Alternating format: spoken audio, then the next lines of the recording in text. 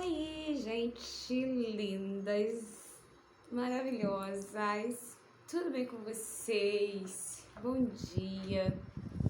Bom dia porque eu estou gravando aqui, né, gente, às 11 e pouquinho, acabei de postar lá o anúncio no Instagram e corri pra cá para partilhar com vocês o pedido, né, de sugestão lá da Janaína. Jana, beijão pra você. Mari, ontem eu só escrevi, né? Então, ó, Mai, né? Mai, um beijão pra você também, tá bom? Pra ninguém, né, ficar com ciúme aí depois. Sempre tem, gente. Mas enfim, hoje eu venho trazer o segundo dia.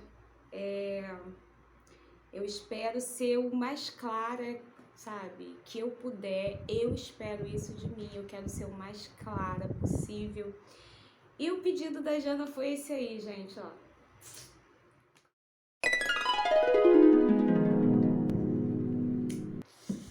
Eita, eita, eita. Quem não treme aí quando vê, né?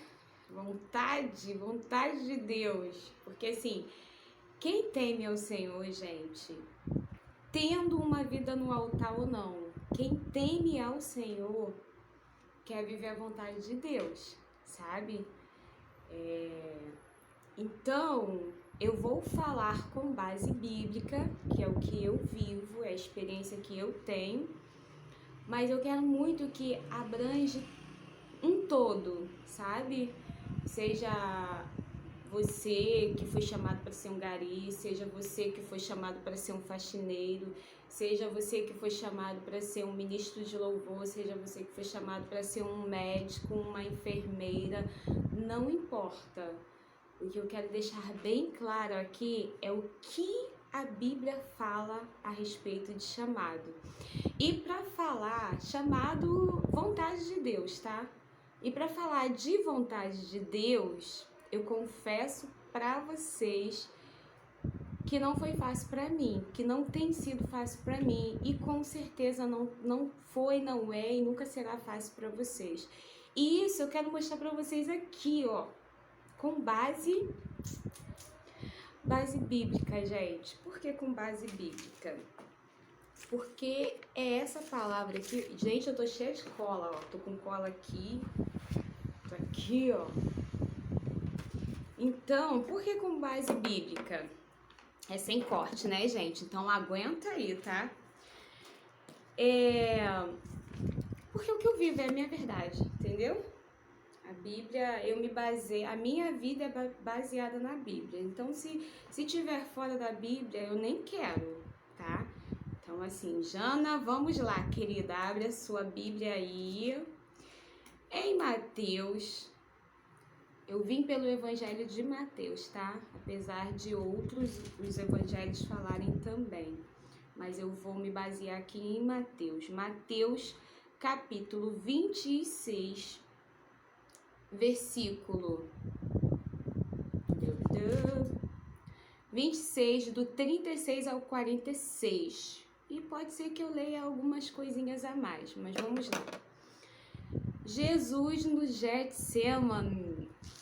Por quê, gente? Olha só. Esses dias, vou cortar aqui rapidinho para falar isso. Esses dias teve um amigo que eu precisei aconselhar.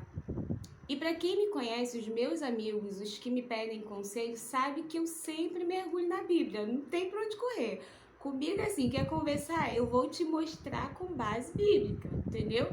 Que a minha opinião, que eu acho, indifere para os céus. O que importa para Deus é que a vontade dele seja feita em nós. Então eu converso por meio da palavra, da Bíblia, ela vem mesmo. Então, eu estava em dúvidas sobre um versículo e essa passagem bíblica aqui. Mas quando eu vim ler novamente, eu vi que esse versículo, ele se encaixa completamente aqui. Só que a diferença é que as pessoas só usam o finalzinho dele, sabe? E aí eu vou trazer ele por inteiro aqui para vocês, tá bom? Então a palavra diz assim, ó. Versículo 36. Então Jesus com eles Então chegou Jesus com eles a um lugar chamado Getsêmani e disse seus discípulos: assentai-vos aqui, enquanto vou além orar. E levando consigo Pedro e os 2 filhos de Zebedeu, começou a entristecer-se e a angustiar-se muito. Então lhe disse: a minha alma está cheia de tristeza até a morte. Ficai aqui e vigiai comigo. E indo um pouco adiante, prostrou-se o seu rosto, orando, dizendo: meu Pai, se possível, passa de mim este cálice. Todavia, não seja como eu quero, mas como tu queres.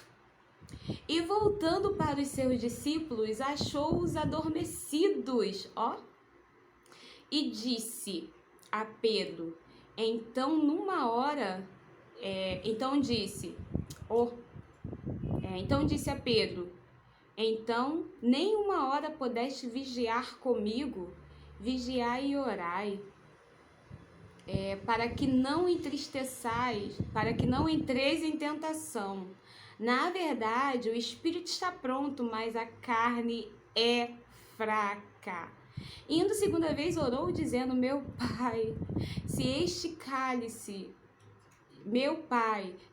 cálice não pode passar de mim, sem eu beber, faça-se a tua vontade. E voltando, achou-os outra vez adormecidos, porque os seus olhos estavam carregados. O espírito é forte, mas a carne é fraca. E deixando-os de novo, foi orar pela 3ª vez, dizendo as mesmas palavras. Então chegou junto dos seus discípulos e disse: dorme agora e repousai. Eis que é chegada a hora, e o Filho do Homem será entregue nas mãos de pecadores. Vou lá no versículo 49. E logo aproximando-se de Jesus, disse: eu te saúdo, Rabi, e o beijou. Jesus, porém, lhe disse: amigo, que vieste? Então aproximaram-se-lhe, lançaram mão de Jesus e o prenderam. Lá no versículo 56, só a parte B diz assim, vou ler o 56 todo. Mas tudo isso aconteceu para que se cumprisse as escrituras, dos profetas. Então todos os discípulos fugiram e o deixaram. Vou finalizar aqui. O conteúdo vai ficar um pouquinho além da conta, tá? Mais que 8 minutos, que é o normal. Porque eu fiz questão de ler essa passagem aqui para nós, né? E eu peço que você me acompanhe aí na tua casa, para você acompanhar o meu raciocínio aqui por meio da palavra. O pedido da Jana foi: como entender a vontade de Deus para sua vida? Eu não posso fugir desta palavra. Eu não posso fugir dos exemplos que essa palavra me mostra. E aí eu pontuei algumas coisas aqui, que diz assim, a vontade de Deus afasta as pessoas. A vontade de Deus te leva além. A vontade de Deus vai te fazer conhecer seus amigos de forma transparente.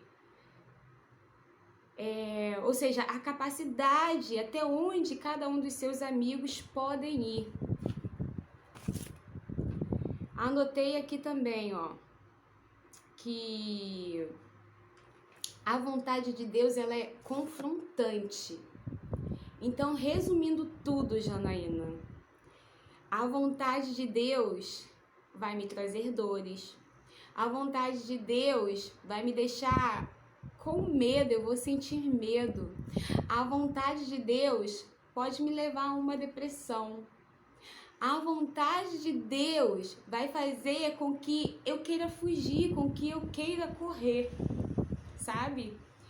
E a vontade de Deus, como eu já falei, eu vou repetir, ela causa dores.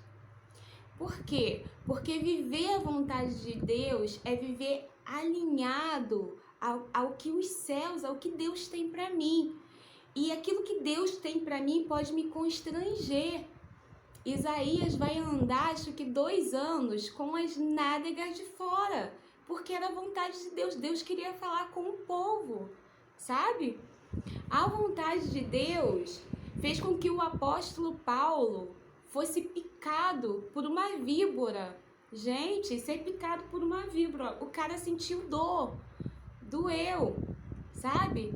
A vontade de Deus vai fazer com que Jonas, cara, ele se apavora. Por quê? Porque Deus pede para Jonas e até Nínive. Nínive era um povo canibal, sabe? E Deus estava mandando que Jonas fosse lá e pregasse lá a palavra de Deus, para que aquele povo viesse se converter. E se você for ler, você vai ver que depois que ele é engolido, né? Ali por um peixe, depois de 3 dias, o peixe cospe ele aonde? Lá em Nínive, para que a vontade de Deus se cumprisse. Jonas vai lá, prega e aquela cidade se converte. A vontade de Deus é o oposto àquilo que eu quero, ou eu acho que é bom e que tem que ser para mim. Então, assim, se alguma coisa aí você tem tido certeza no seu coração que é a vontade de Deus para você, mas tá te causando dores, tá fazendo com que seus amigos se afastem de alguma forma, tá fazendo com que você, sei lá, seja apontado, as pessoas têm agido de má fé com você, acredite, vai doer. É a vontade de Deus para você. Eu sinto te dizer isso. Isso é só um bate-papo rapidamente, mas que para que eu e você venhamos mergulhar na vontade de Deus, certos de que nós não ficaremos ilesos, sabe? Só porque eu tô vivendo a vontade de Deus, eu não vou passar por nenhuma tribulação, nenhuma problemática, não. Muito pelo contrário, a vontade de Deus dói. A vontade de Deus deixa marcas. Viver a vontade de Deus é entender que eu não estou vivendo para mim. Viver a vontade de Deus é abraçar a causa como um todo, sem olhar para mim. Acabou a minha opinião, acabou o meu achismo. Eu não gosto nem de usar essa palavra, por isso que eu sempre converso dentro, sabe, com base bíblica. Por quê? Para que a minha opinião, bata em retirada. Muitas das vezes eu choro e eu vou, como eu disse pra você lá, Jana, eu disse assim, eu vou abrir o meu coração. E de verdade, dá vontade de chorar aqui, gente. Eu passo muito esses confrontos, sabe? Internamente é algo meu com Deus. E que eu não conto pra ninguém. E o último deles foi na quarta-feira passada. E eu vou até deixar o link aí pra você ver como Deus é terrivelmente terrível, sabe? Ele é quem ele é, eu sou, entendeu? Quarta-feira eu passei por uma crise interna que eu não contei pra ninguém, eu só contei pra Deus, sabe? Minhas quartas-feiras, como tem culto lá na minha casa espiritual, e eu sou uma das que é responsável, né? Lá na liderança, junto ao Gadelha, Su, que eu amo de paixão. E a gente tem essa responsabilidade, né, de estar fazendo ali a escala do culto. Então, tudo isso requer da gente muita seriedade, muita, assim, direção de Deus mesmo. Então, às quartas-feiras, diretamente, que é o dia que vai acontecer aquela reunião, é um dia que é muito corrido, parece que tudo acontece na quarta-feira. E essa quarta-feira em específica a qual eu tô me referindo, eu passei por essa crise interna, sabe? De eu chegar lá no meu trabalho, eu coloquei as coisas em cima da mesa e eu literalmente caí de joelhos. E graças a Deus, o atendimento só iniciaria a partir de 1h, que normalmente é assim. Gente, só Deus sabe tudo que eu vomitei ali diante de Deus. Só que eu trouxe algumas coisas para Deus colocando assim, poxa, eu já tentei fazer isso 3 vezes e as 3 vezes eu praticamente entrei e eu não consegui. Olha, falando desse jeito para Deus. Gente, quando chegou a noite, no culto, meu pastor ministrando a palavra, a impressão que eu tive, graças a Deus é tão maravilhoso, que ninguém sentou do meu lado. Tinha gente na frente, tinha gente atrás, meu pastor em cima, mas do meu lado era eu e Deus. Era eu e Deus. Deus bradou, sabe? Fortemente. Deus falou muito claramente comigo através da vida do meu pastor, sabe? Glória a Deus pela tua vida, pastor Leandro. Deus te usou muito nesse dia, sabe? Pra falar comigo assim, ó, sabe? E Deus é assim, né, gente? Ele fala sem variações. Eu vou deixar um trechinho daquilo que Deus falou através da vida dele no finalzinho desse conteúdo aqui que já tá no final. Mas o que eu quero trazer para você e fazer com que você entenda, sabe? Como eu entendi que a vontade de Deus vai doer. A vontade de Deus às vezes vai parecer que você tá sozinho, sabe? Jesus, ele abre o coração, Jesus abre o coração para os discípulos, gente. Olha aqui o que a gente acabou de ler, ó.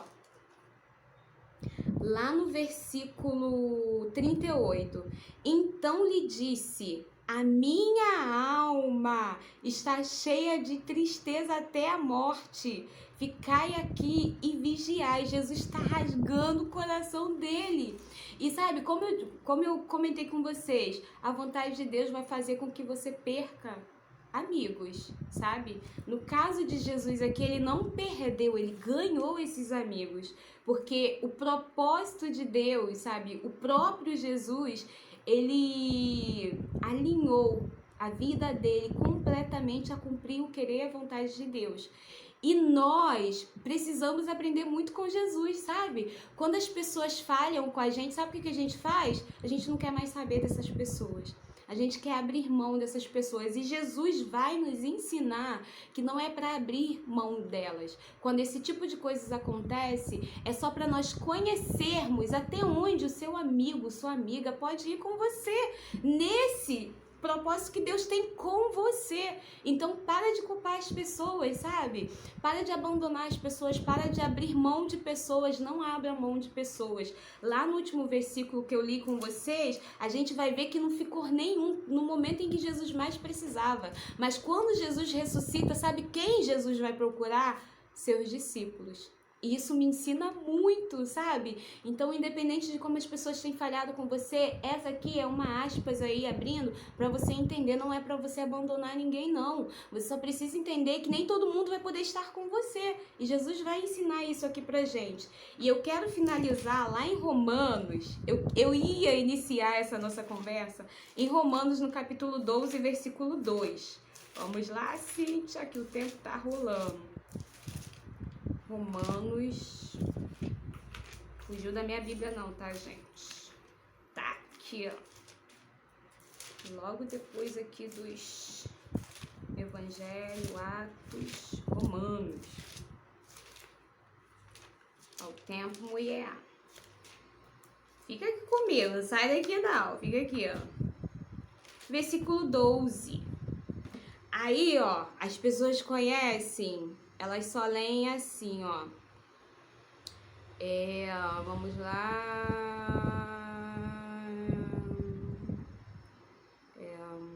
Para que experimenteis qual seja a boa e perfeita vontade de Deus. Quantas vezes você já ouviu esse versículo? Porque a vontade de Deus, ela é boa, ela é perfeita e ela é agradável. A vontade de Deus é boa. A gente ouve muito isso, né? Mas acompanha comigo aí, versículo 1 e 2, terra. Vamos ler tudinho, ó. Capítulo 12, versículo 1 e 2.